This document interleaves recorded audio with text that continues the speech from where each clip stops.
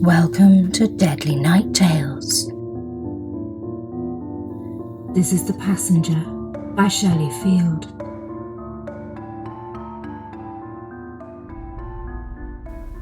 Lisa was relieved no one was sitting in their reserved seats. She was weary after battling up the escalators to the platform with her husband, and just wanted to plonk down and compose herself. She noticed that Peter had taken a seat by the window, but decided not to make an issue of it. They'd had an enjoyable few days in London, and she was not going to spoil it by bickering now. There were still a few minutes until the train departed, and people were making their way to the seats and reaching up to put their bags in the overhead racks. Lisa wriggled her way out of her hoodie and stuffed it behind her to lean against. It still felt a bit warm, even though it was an overcast day. A young woman sat down opposite Peter. She was wearing earphones and didn't even glance at anyone, flicking her hair back and settling down with her phone. Lisa arranged her paperback and drink on the table in front of her, though she's quite looking forward to the view out of the window. Just as the train was pulling away, a man slid into the seat opposite Lisa. He glanced at her as he sat down, and something about him made her feel uneasy.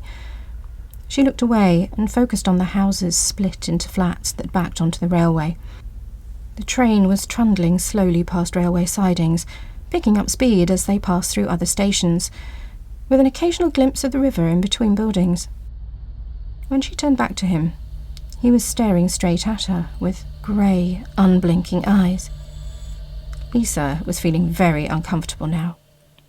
She looked to her husband for support, only to see that he'd already nodded off and was snoring gently. Her feeling of unease was heightened by the fact that the man was sitting upright and leaning forward. His gaze shifted to something that looked like a mobile phone. He held it up to his face and scrutinised it, and Lisa wondered if he'd just taken a photo of her. She noticed that his skin looked as grey as his eyes, and his features were quite indistinct. He was wearing a tight-fitting grey knitted hat, and she couldn't see what colour his hair was, or if he had any. She guessed his age to be late 30s or 40s. Although his face wasn't lined, it had an unhealthy, waxy sheen. His gaze turned to her again, and she began to feel panicky. She felt she ought to say something to him, but her throat felt constricted.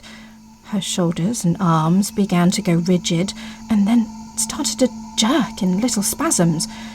With no warning, she felt her hands lurch upwards, and she thrust them onto the table in front of her.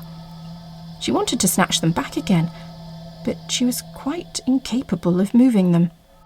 The man calmly pushed her paperback out of the way, then placed his own hands on the table, his fingertips just an inch from hers, his eyes still boring into her eyes. The desire to scream was overwhelming, but her throat felt paralysed and no sound would come out.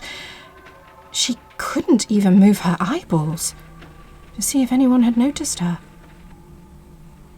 Then her fingertips started to tingle. She had the strangest sensation as a cold, creeping, bubbling feeling started to course its way up her fingers, into her hands, and towards her wrists, as she gazed into his pitiless eyes.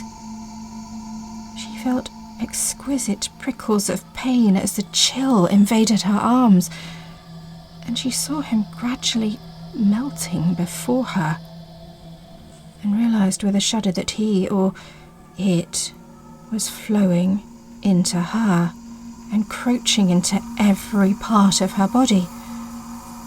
A vile mildew stench assaulted her nostrils. Every fibre of her being was screaming to expel what had just insidiously forced itself into her. She could still think, but she didn't have free will. Whatever she intended to do was countermanded by an overriding force. Opposite her, just a small pile of clothes remained on the seat.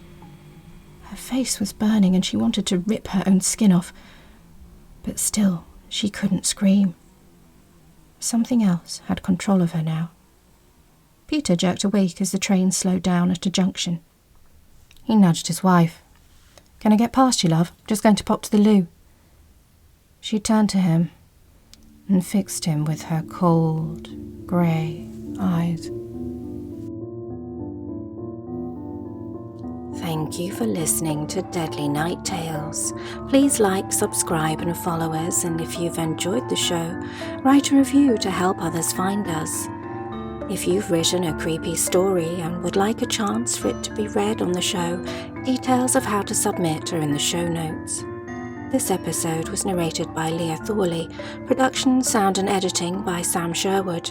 The theme tune is Black Spot by Costals.net. Good night, sleep well, and see you next time.